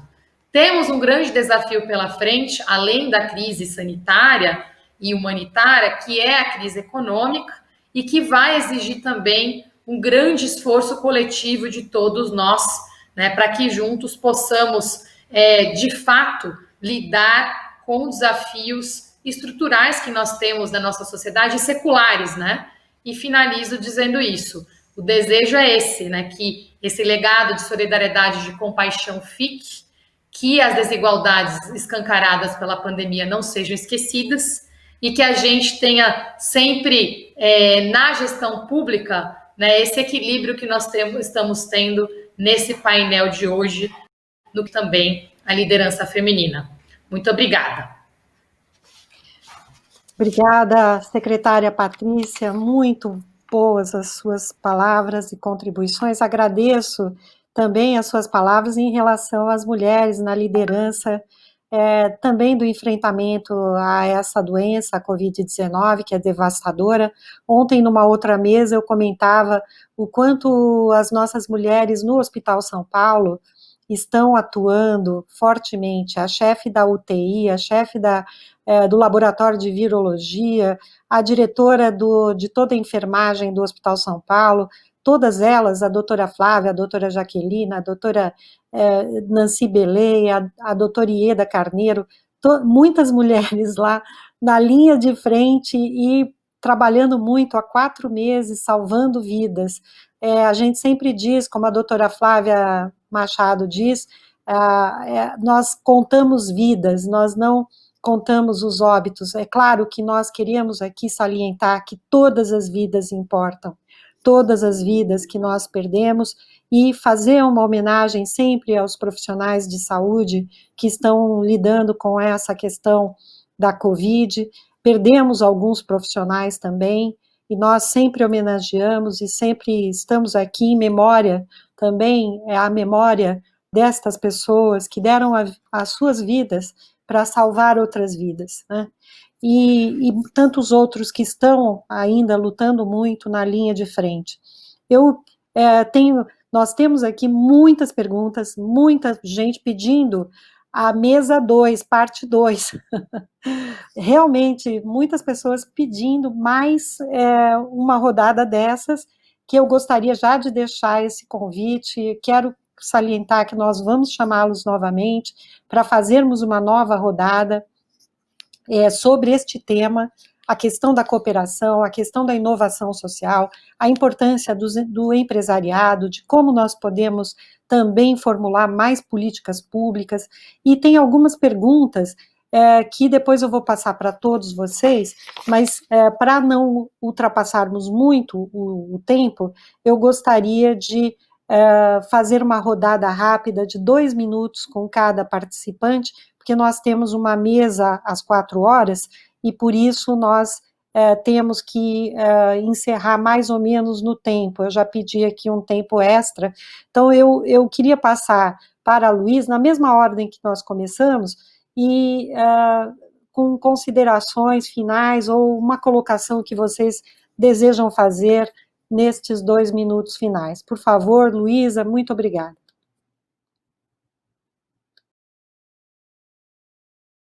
Microfone. Desculpa, gente, eu estou abaixo. Fico muito feliz de te ver na coordenação, com tanta coisa, é muito importante para nós, como a Patrícia falou, e outras e o Preto Zezé e todos, ver uma mulher comandando tão bem isso, a gente percebe que as mulheres no mundo inteiro fizeram isso, porque nós somos orgânica, e o momento é muito orgânico, nada contra, eu sou muito a favor da fusão masculina e feminina. Eu queria só terminar agradecendo, né, eu nunca tinha visto o Dom Indelbando falar, e nem o Preto Zezé, e foi muito legal, eu tinha visto assim, mas muito de longe.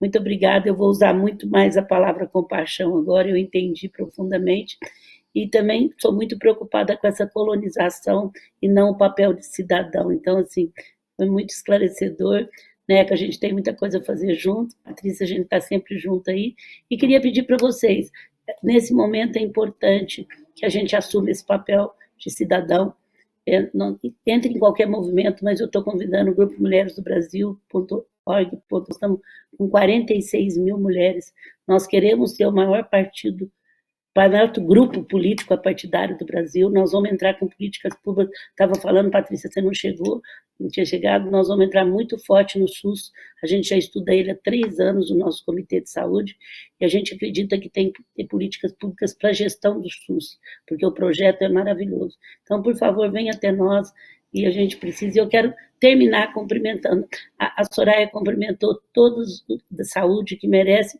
eu quero comprar também todos os professores, eu estou no interior, eu sei o esforço dos professores para fazer chegar até esses alunos que não tinham nada, gente, foi dia e noite de trabalho, eles fizeram de tudo, vídeo, fizeram, eu sei o que é não chegar, porque quando você está no interior você percebe mais, eu tenho fazenda perto, então, minha gratidão à saúde, que a Soraya já falou em nosso nome, eu quero cumprimentar todos os professores que fizeram em tempo recorde milagres para que os alunos pudessem ter. O nosso compromisso como cidadão, que nós temos que Mulheres do Brasil, o ano que vem, vai enfrentar a educação de uma forma muito forte, por isso que a gente precisa, e nós temos que digitalizar o Brasil, porque senão não dá para ter uns tendo e outros não, inclusive nós somos totalmente a favor de transferir o Enem é para aquele jovem que não tinha condição, Mulheres do Brasil entrou muito pesado, muito obrigada, minha gratidão, nossa gratidão a todos os professores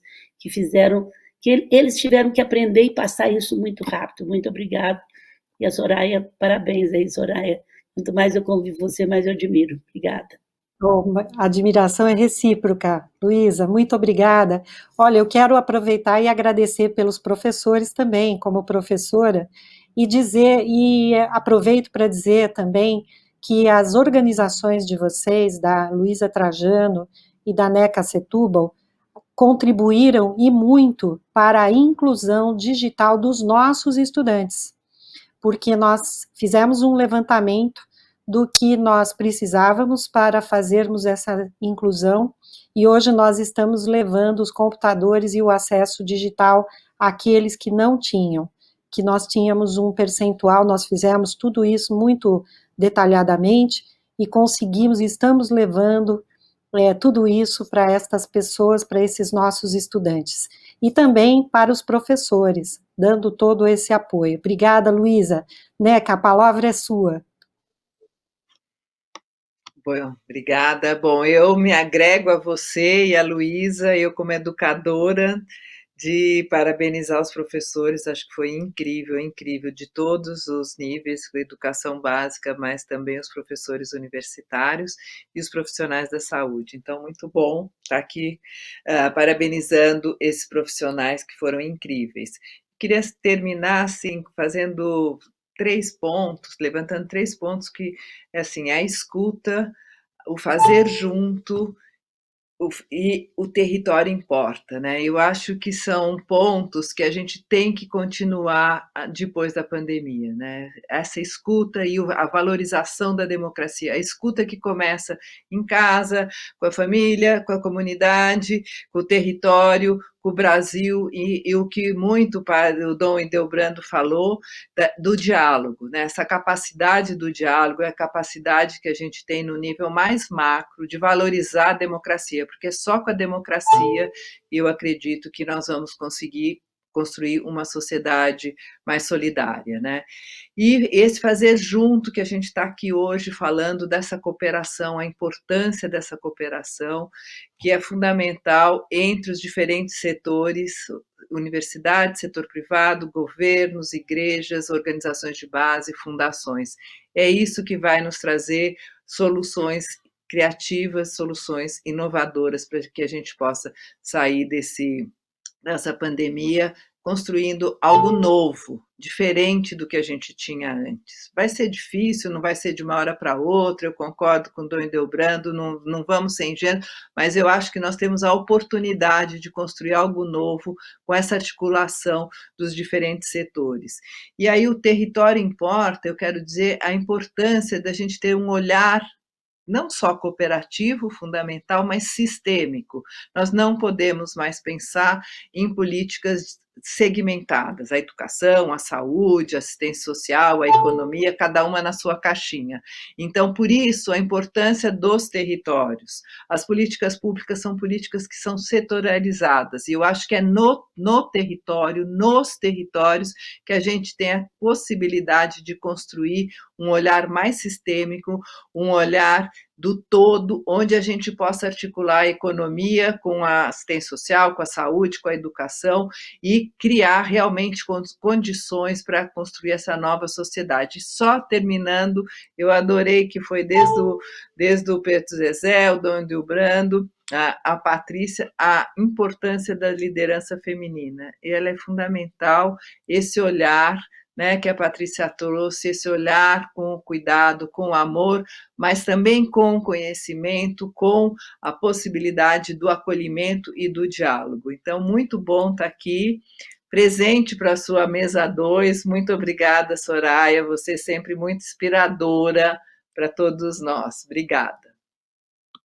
Obrigada, Neca. Você também, vocês todos aqui. Preto Zezé, por favor, é com você. Queria primeiro agradecer, né, novamente, né, porque é um momento de muita gratidão você estar encontrando com pessoas de energias tão boas. Eu acho que a gente está com tantas frequências ruins no Brasil, que a grande tarefa também é construir frequências boas para quem quer uma agenda mais pacífica, mais afetiva, mais amorosa, porque a agenda de estresse, de guerra e de ódio, essa daí adoece a gente que quer outra coisa. Então, um prazer estar nessas conexões aqui. A outra é parabenizar a professora Soraya, um momento em que a ciência e o conhecimento, principalmente a universidade, é tão atacada no Brasil, tão desmerecida. Eu acho que começa agora, principalmente na massa popular, a retomar uma importância devida que a produção de conhecimento tem. E eu acredito também, eu sou de movimento de base, de ação social, mas eu sou daqueles que valorizam a produção do conhecimento, porque eu acho que se o conhecimento qualificado chega até o trabalho de base que a gente faz, a nossa ação ela vai ser mais qualificada. E vice-versa, se a ação que a gente faz dialoga mais com o que é produzido na academia, com certeza essa produção de conhecimento ela vai ser mais qualificada e vai ter mais importância no dia a dia das pessoas. A outra coisa é que a gente começa a ver a dificuldade da economia, uma dificuldade de outras agendas políticas tomando conta do Brasil, mas esse movimento solidário ele não pode parar.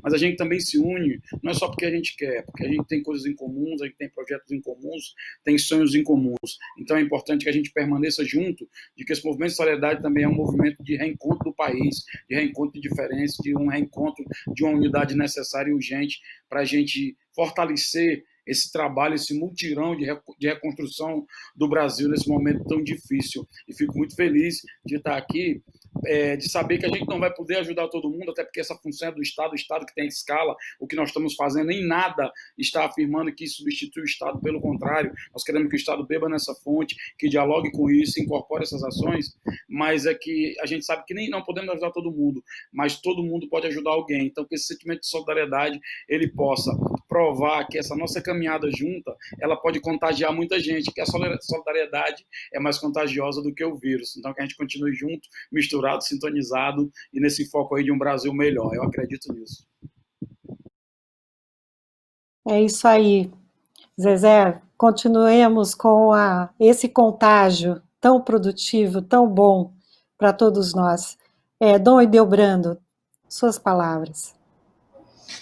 Bom, rapidamente, acho que eu só Bom, agradeço a boa tarde com todos. Só faltou um café, né? Podia ter um café. Como não é virtual, não podemos ter um café, mas seria muito bom. Bom, mas eu só fico pensando, sabe? Existe muito sofrimento. Grande parte das pessoas, a maioria está com sofrimento econômico, né? Famílias que não estão tendo como pagar o aluguel, tem o fantasma do despejo, às vezes a família está toda sem emprego, ou com todos os salários muito reduzidos, ou etc.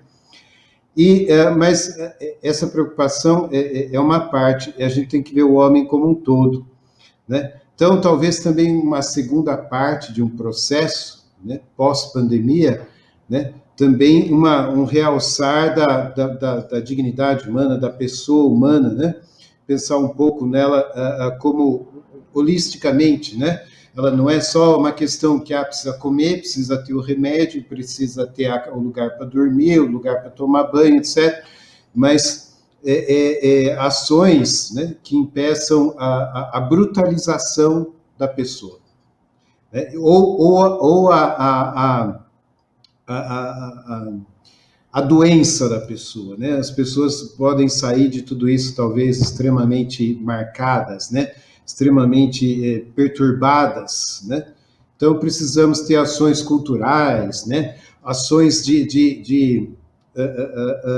comunitárias, assim, de estarmos juntos, de criar um ambiente humano, né? De realmente humanizar a coisa. Num segundo momento, né? Agora é tudo mais emergencial. Mas eu pensaria nisso um pouquinho, sim, porque pensando o homem como um todo, né, a partir do momento que ele estiver um pouco mais estável nas suas necessidades básicas, a gente poder ajudar, né, e também construir, né, o homem por inteiro, né, um homem que esteja mais equilibrado para levar a vida avante, né? Então, feliz pós-pandemia, se Deus quiser, brevemente para todos nós, e que nós possamos tomar um café juntos num dia desses por aí, né? Venham aqui no mosteiro, nós só tomamos um café aqui. Muito obrigado. Até mais. Muito obrigado a todos. Obrigada, Dom Ildebrando. Não só o café, né? Tem aquele pão maravilhoso que é feito por vocês, né? Também, que toda a cidade de São Paulo aprecia tanto, né? E aquela também que saudade do nosso órgão, né? Aos domingos. Nós vamos chegar lá, se Deus quiser, nós estamos chegando. É isso aí. Muito obrigada por suas palavras. Patrícia, está com a palavra. Já falei 2 vezes, fiquei na polícia aqui, agora o agradecimento também. Queria só, de fato, reforçar a honra de estar aqui com vocês mesmo, ouvindo cada um de vocês aqui, pensando no trabalho que está sendo feito por todas as organizações que vocês lideram. Esse esforço coletivo tem feito a diferença. A NECA, inclusive, é uma grande apoiadora do movimento agora, né, NECA? Queria te agradecer, porque se tem um lugar que me deu forças para ter coragem de estar na gestão pública, foi aquele grupo. São pessoas incríveis, todos muito dedicados aqui em suas áreas, e te agradeço pela força que você dá por acreditar em cada um ali no grupo, em cada um de nós. A Luísa Helena também, com o trabalho do Mulheres do Brasil, não tenho nem palavras para descrever. Acho que fortalecer esse processo faz tanta diferença, né, quando a gente não está sozinho, quando tem mais alguém ali, né, para compartilhar.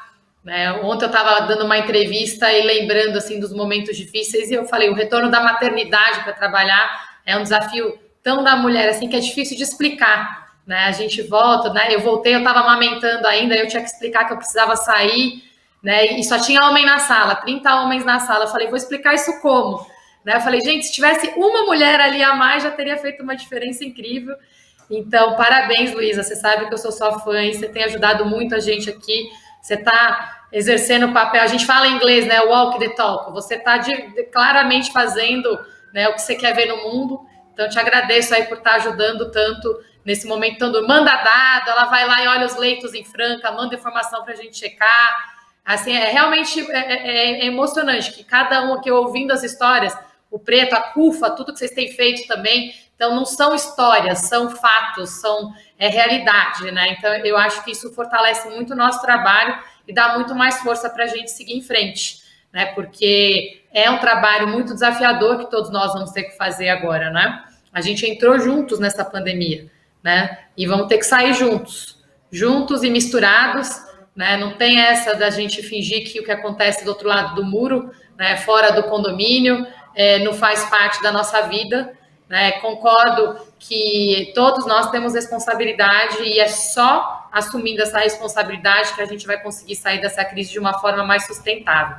Então, agradeço e também fiquei especialmente tocada, queria terminar, Dom Ildebrando, que além de querer conhecer aí os quitutes, que até com fome aqui também agora, mas o trabalho de vocês, eu falo que eu nunca trabalhei tanto com dados e com Deus, né? Porque a gente faz aqui o trabalho de gestão, compartilha a informação, compartilha os princípios da ciência, e aí tem que rezar para que cada um faça a sua parte, né? Tem que confiar realmente que cada um vai fazer a sua parte, porque não adianta, esse não é um modelo que para em pé sem cada um fazer a sua parte. Então, eu acho que é nesse sentido, assim, que mais do que nunca eu estou com Deus. E minha última fala é essa, mas mais do que nunca, acho que o sentimento que eu mais tenho sentido, eu fico emocionada, é gratidão. Gratidão por estar saudável, por poder ajudar, né? Vendo a dificuldade das pessoas. E a gente agradeceu tanto os nossos médicos, professores, mulheres. Eu queria agradecer os empreendedores, né? Tá todo mundo sofrendo muito, batalhando muito, né? E tendo ali que lidar com a doença, né? Principalmente aqueles que não têm as mesmas condições para lidar com isso. Falta comida na mesa e falta a máscara para se proteger do vírus. E aí, né? Vou atrás da comida ou da máscara. Então, a gente está num momento aqui que testa no limite, né? Esse absurdo mesmo da desigualdade que a gente vive no nosso país, né? E todo dia eu recebo comentários de pessoas nas minhas redes preocupadas, desesperadas é a palavra, né? E é com esse desespero que a gente vai ter que lidar, está lidando e vai ter que lidar nos próximos meses também, né? E para lidar com ele, como eu digo, o sentimento que eu tenho sentido muito é de gratidão, né? Tanta gratidão que no almoço, no jantar, a gente em casa adquiriu o hábito de agradecer, né? Como eu fazia quando era criança, Dom Ildebrando, agora a gente tem feito todo dia. E minhas filhas, quando eu pulo o agradecimento, elas viram, mamãe, você esqueceu o agradecimento. E agora virou hábito, elas têm 5 anos. E elas falam, posso começar agradecendo? Elas falam no almoço e na hora de dormir. Elas rezam, né, o Pai Nosso, Ave Maria, mas elas agradecem. E virou um hábito lindo, assim, elas falam, posso começar agradecendo? Né? E elas têm agradecido muito. Eu agradeço pela minha vida, pela nossa saúde, pela nossa família, e eu acho que é isso. Acho que essa gratidão, né, e essa condição privilegiada que a gente tem nesse momento que vai fazer a gente lidar com tanto desespero, né, e porque tem muita gente precisando da nossa ajuda. Então, muito obrigada. Eu fecho aí com esse compromisso com os dados e com Deus, né, que eu acho que é isso que vai tirar a gente dessa encrenca, né, que não foi escolhida por nenhum de nós, mas que tem muitos aprendizados e tenho certeza que a gente pode sair muito melhor dela. Muito obrigada. Eu que agradeço, Patrícia, muito, muito boas as suas palavras, encerrando com gratidão, a minha gratidão a todos vocês, a todos que constroem a universidade pública. A Unifesp, ela é a primeira no país em redução das desigualdades e também em igualdade de gênero, assim como também a primeira universidade em saúde e bem-estar. São 3 dos objetivos de desenvolvimento sustentável. Isso não foi dito por nós, foi dito pelo Times Higher Education, que é uma instituição que avalia as universidades no mundo. Nós só temos que agradecer. Tem muita cultura, neste congresso mesmo, fazendo muita cultura, muita saúde, e a universidade dando respostas, fazendo este congresso, produzindo conhecimento, levando para a sociedade, que mais da metade, quase metade dos participantes desse congresso são pessoas que não estão ligadas à Unifesp. Então, isto para nós é um grande o objetivo que nós atingimos. Quero agradecer a Solange Gonçalves e a Gabriela Debrelas, que me ajudaram nesta mesa, na organização dessa mesa, e também as tradutoras de Libras, as nossas colegas aqui, a Paloma e a Elaine. Muito obrigada a todos, foi muito bom estar com vocês, vai ter parte 2, ou até parte 3, aguardem, tá? Muito obrigada, gente, uma boa tarde.